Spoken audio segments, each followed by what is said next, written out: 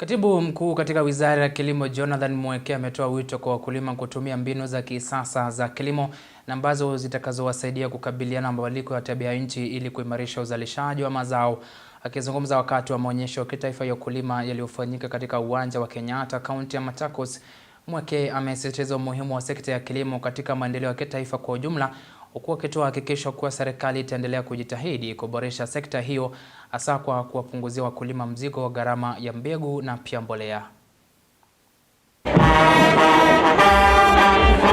Wadau mbalimbali katika sekta ya kilimo walijumuika katika uwanja wa maonyesho ya kilimo kaunti ya Machakos kwa ajili ya maonyesho ya kitaifa ya ukulima yaliyoendeshwa chini ya kauli mbiu kukuza kilimo kinachozingatia mabadiliko ya tabia nchi na mipango thabiti ya biashara kudumisha uchumi endelevu. The best big farmer Anthony Makau.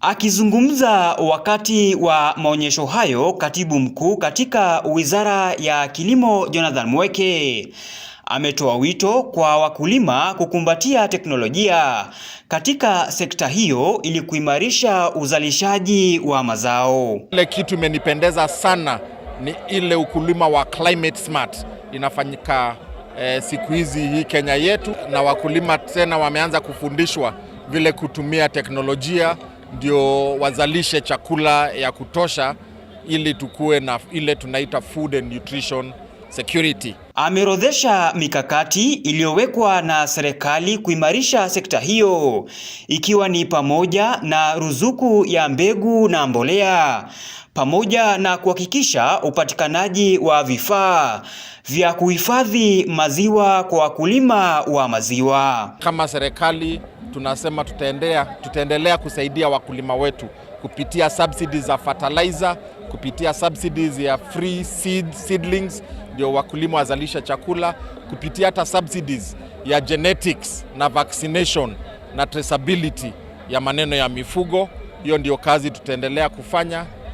Sana sana hata the dairy farmers sahii mnajua tunawapatia milk coolers kuhakikisha wamezalisha maziwa ya kutosha na tumepunguza post harvest losses ya maziwa. Wakulima katika kaunti ya Machakos na maeneo mengine ya karibu wanajulikana kwa kilimo cha mazao ya shamba pamoja na ufugaji.